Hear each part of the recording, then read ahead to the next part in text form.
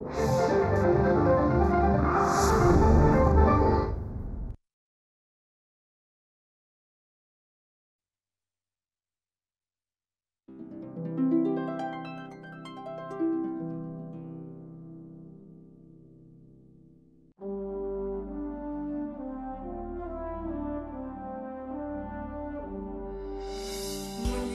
शिकता शिकते घर, स्वातंत्र्याचे घुमती स्वर, विद्येने जग होई सुजाण, स्त्री जन्मा हा तुझा अभिमान.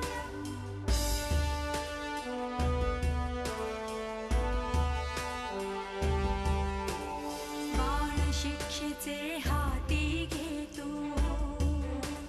सागर पार आशेचा सेतू, आकांक्षा भाव्यात प्रकाशमान, निर्जीव देही होत प्राण, स्त्री जन्मा हा तुझा अभिमान, स्त्री जन्मा तुझा अभिमान.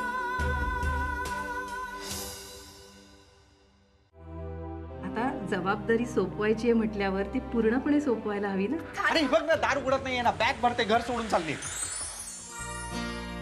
आता तू संपूर्ण घराची जबाबदारी घ्यायला हवी. नाही म्हणजे तू एकदा जबाबदारी घ्यायला लागलीस की आई पण सगळे अधिकार द्यायला मोकळी. म्हणजे घराच्या सगळ्या चाव्या तुला द्यायला बरं. काल सत्या गच्चीवर का उभा होता? मला काही कल्पना नाही. किती प्रॉपर्टी असेल का त्यांची? मजबूत असणार. आयतीच मेहुणी या एवढ्या मोठ्या खानदानात पडली आहे, तर त्यांचा वापर करून घेता येईल.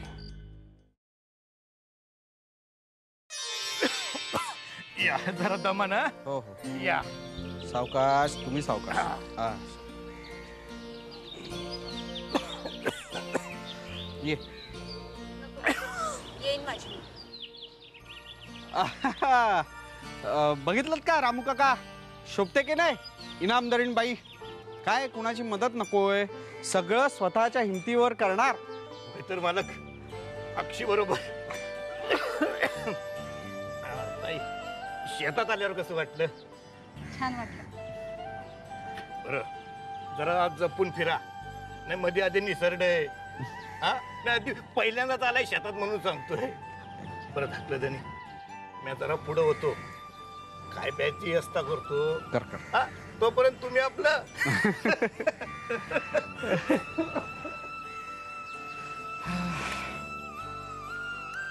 जरा आता मोकळं वाटतं नाही? इच्छा, अगं बघ ना किती छान हवा पडली. बोल काहीतरी. तुझा हा अबोला आता मला असह्य होतोय. प्लीज बोल.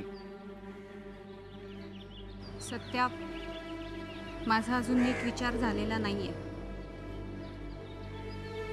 आणि या विषयावर बोलण्यासाठी ही जागा आणि वेळ दोन्ही योग्य नाही.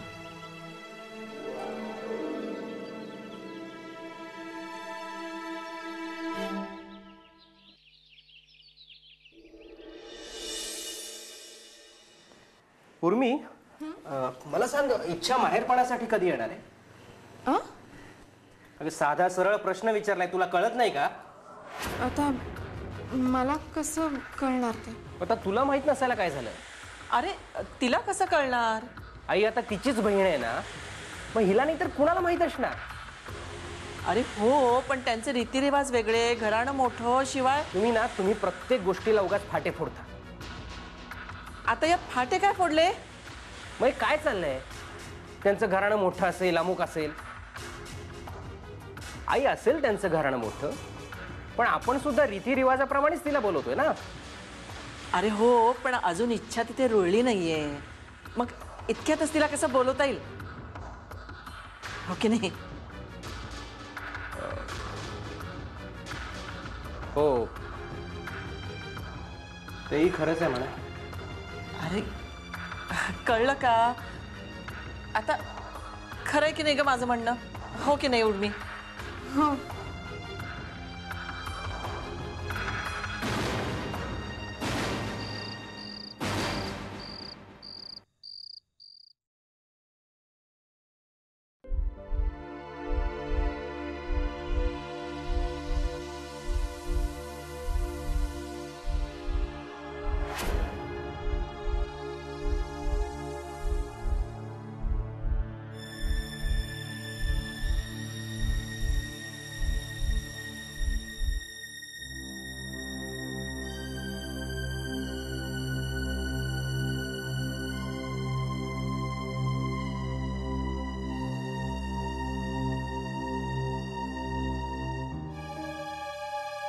अच्छा, मी काय म्हणत होतो, म्हणजे अनिता विचारत होती की तुम्ही कुठे म्हणजे बाहेर कधी फिरायला जाणार? फिरायला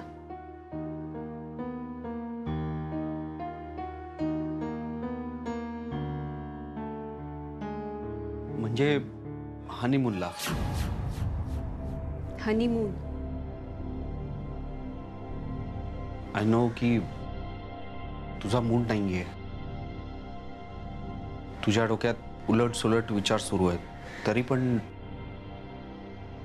काय?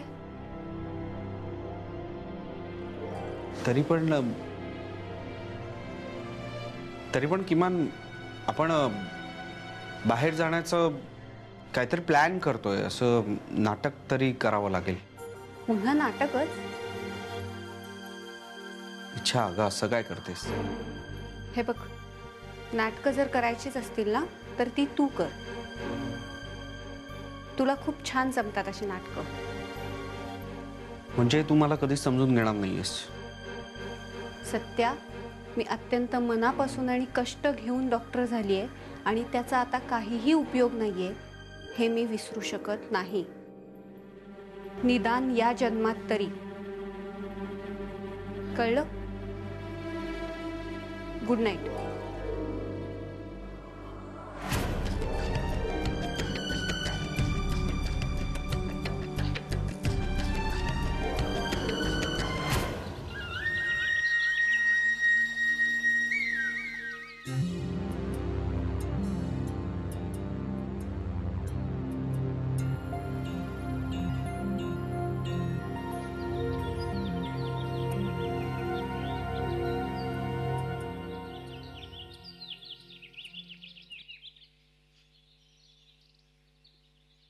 काय रे? अगं आई, इच्छाला पाहिलंस का कुठे? का रे? का रे, काय काम होतं? येईल थोड्या वेळात. अच्छा, थोड्या वेळात म्हणजे गेली कुठे?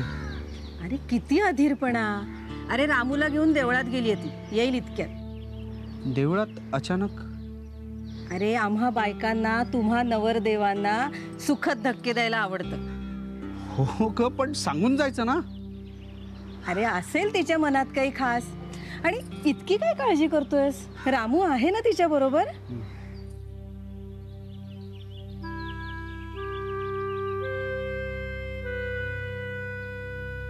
ही अचानक अशी देवळात का गेली असेल?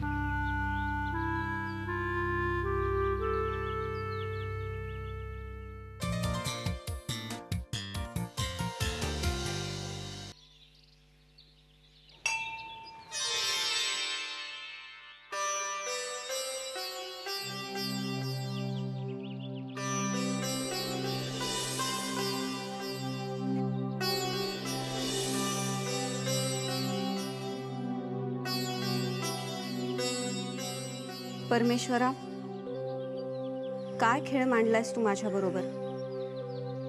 तुला माहितीये मला फक्त माझ्यासाठी नाही जगायचंय, तरीही मला अडकवतोयस.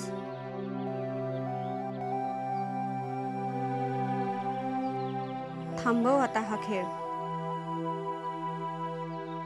तुझ्या लेकरावर दया कर. मला माझ्या डॉक्टरी ज्ञानाचा उपयोग लोकांच्या भल्यासाठी करता येऊ दे.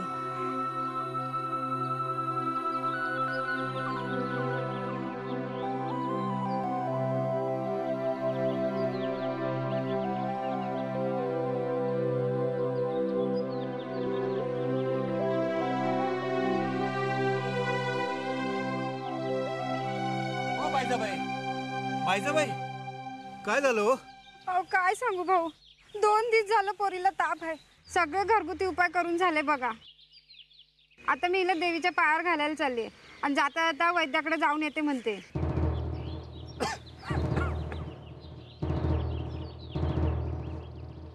तुम्ही एखाद्या डॉक्टरला का नाही दाखवत? अव गावात डॉक्टर हाय कुठं? गावात एक तरी डॉक्टर हवा बघा.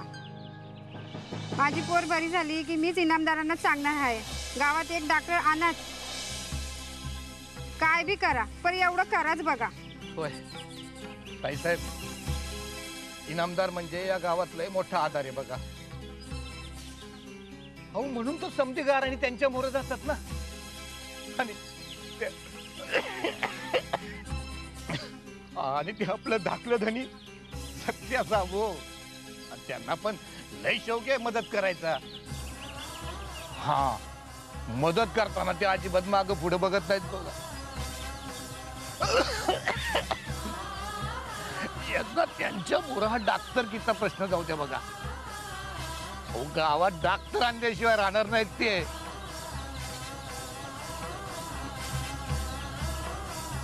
माझा ऐका बायजाबाई, तिची तब्येत खूप खराब आहे. तुम्ही तालुक्याच्या गावी जा आणि एखाद्या डॉक्टरला दाखवा.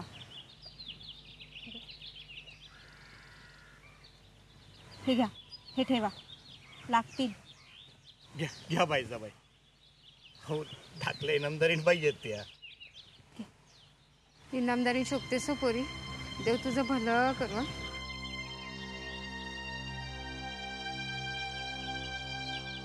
बाई सर, त्या बाईला तुम्ही तालुक्याला का पाठवलं? त्या मुलीची तब्येत नाही पाहिली रामू काका, खूप खराब होती. गावातल्या वैद्यांना ते झेपणारं नव्हतं, म्हणून पाठवलं त्यांना डॉक्टरकडे. खरंच ताई, हे डॉक्टर लोक लोकांचा जीव वाचवतात बघा. लोकांची पीडा दूर करतात. हे डॉक्टर म्हणजे जणू काही देवच आहेत बघा.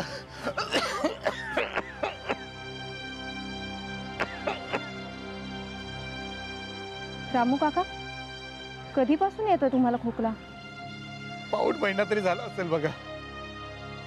गावातला वैद्य त्यांना दिलं होतं औषध,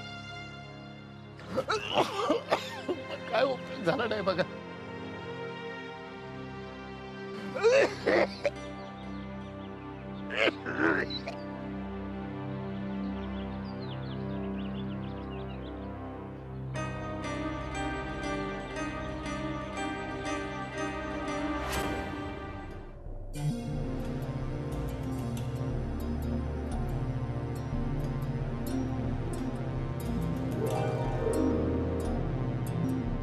तू फसवलंयस मला.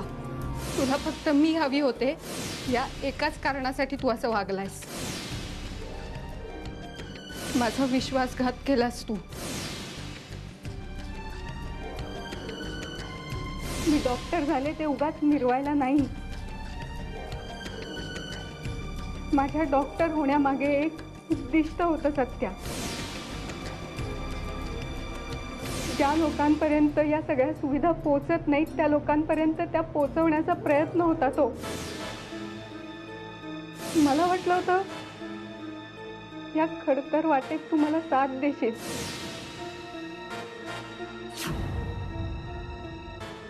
मला साथ देणं तर लांबच, तू माझी वाटच बदलायला निघालास सत्या.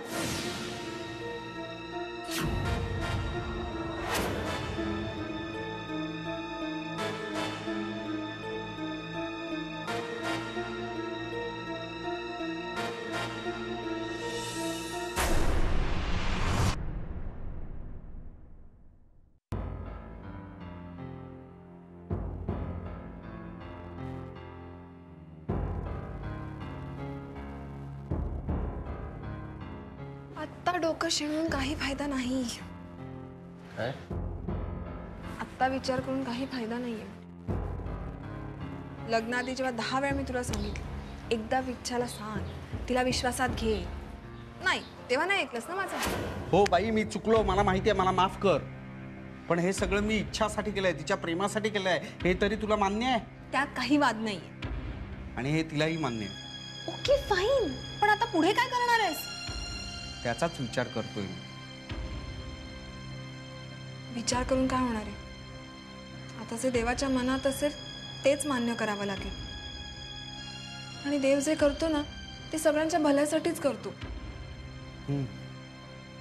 तू म्हणतेस ते खरं आहे. हे बघ, इच्छासाठी मी काय वाटेल ते करायला तयार आहे. वाटेल ते प्रायश्चित्त घे. दादा, मला असं वाटतं तू इच्छाला तिच्या मनाला येईल तसं वागू दे. ती काही गैर वागणार नाही रे. अगं, माझं काहीच म्हणणं नाहीये त्यावर. वागू दे तिला, जसं हवंय तसं वागू दे. पण मला काळजी एवढीच वाटते की ती डॉक्टर आहे.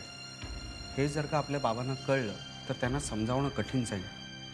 त्याचंच टेन्शन आलंय. नको काळजी करू.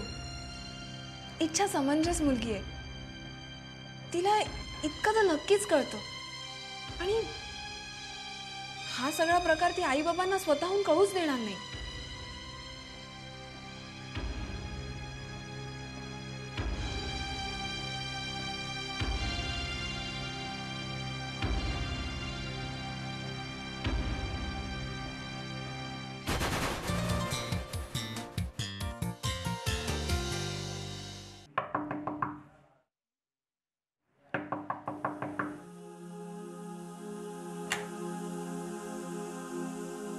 मी येऊ?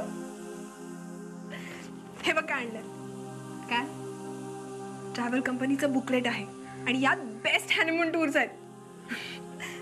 अगं असं काय करते, हे घे, यातनं चूज कर आणि मग. आणि काय? आणि ती टूर मी स्पॉन्सर करेन. इच्छा, अगं असं काय करतेस? मला माहितीये दादाकडनं चूक झाली आहे, पण please step into his shoes आणि मग विचार कर. अनिता, बोलणं खूप सोपं असतं गं, पण ज्याचं जळतं ना त्यालाच त्याचं दुःख कळतं. मला माहिती आहे तू हे सगळं मनापासून बोलतेस, पण एक विचार कर. ज्या गोष्टीसाठी मी आयुष्यभर कष्ट केले, ज्या गोष्टीसाठी माझ्या आई वडिलांनी आयुष्यभर खस्ता खाल्ल्या, ते काम माझ्या समोर असूनही मी करू शकत नाहीये. आणि कोणामुळे? ज्याच्यावर मी जीवापाड प्रेम केलं त्याच्यामुळे. मला माहिती आहे त्याचंही माझ्यावर प्रेम आहे, पण त्यानेच माझी स्वप्न अशी उधळून टाकावीत यासारखं दुसरं दुर्दैव कोणतं असणार? इच्छा, मला तुझी अवस्था समजते, पण मला एक गोष्ट नक्की माहितीये, कारण माझ्या दादावर विश्वास आहे. त्याने हा जो काही घोळ घातलाय ना त्यातनं तोच मार्ग काढेल. आता तुझ्याकडनं फक्त एकच अपेक्षा आहे. कसली? त्याच्यावर विश्वास ठेव,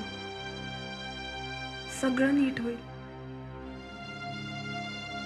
प्लीज.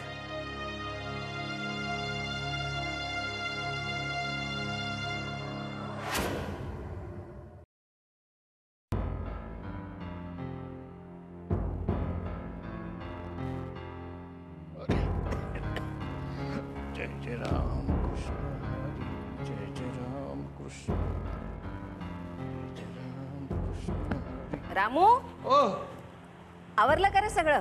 हो, आवडतंय आवडतंय. आणि हो, त्या इच्छाताईंनी सांगितलेली बी सगळी कामं होत आलीत बघा. ही नवीन मुलगी आहे, हिच्यावर एवढी जबाबदारी टाकावी की नाही काय कळत नाही. एक सांगू का काकी साहेब, तुम्ही एकदा जबाबदारी टाकूनच द्या. त्याचं काय, एकदा का जबाबदारी टाकली की ती सांभाळावी लागती बघा. हो, पण अशा अडाणी मुलीच्या हातात एवढ्या मोठ्या घराची जबाबदारी सोपवणं योग्य आहे की नाही? तू सांग पाहू. माफ करा काकी साहेब, मी काय म्हणतो, इच्छाताई नक्कीच सांभाळतील ही जबाबदारी. तुला काय माहित? तू का गेलो देवळात त्यांच्या बरोबर, तेव्हा तिकडे ती आपली बायजा आली होती रडत. का रे, काय झालं? ती पोर लय आजारी पडली होती बघा. आपल्या इच्छाताईंनी ताबडतोब त्या पोरीला बघितलं आणि म्हटल्या ताबडतोब तालुक्याला घेऊन जा म्हणून. पैसे बी दिलं ते दवा पाण्याला आणि गाडी खर्चाला. काय सांगतोयस काय? होय, म्हणून म्हणतो इच्छाताई जबाबदारी नक्की सांभाळतील बघा.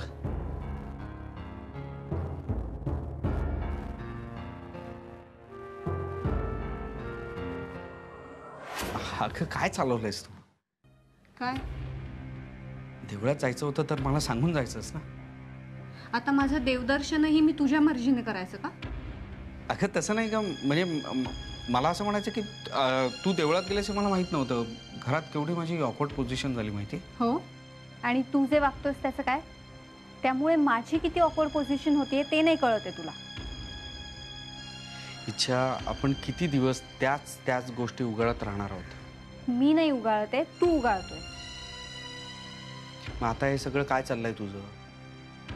मला एक कळत नाही, तुझ्या घरच्यांना बरं वाटावं म्हणून मी इनामदारांच्या सुनीसारखी वागतीये, तर त्याचाही तुला प्रॉब्लेम येतोय. एक नशीब समज मी अजून कोणाला काही सांगितलेलं नाहीये. थँक्स.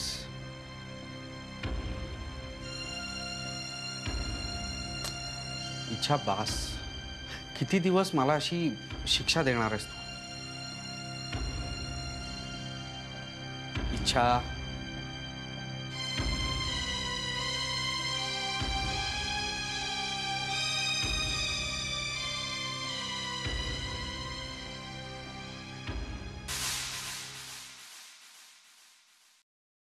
रामू काका हल्ली खूप खोकतायत.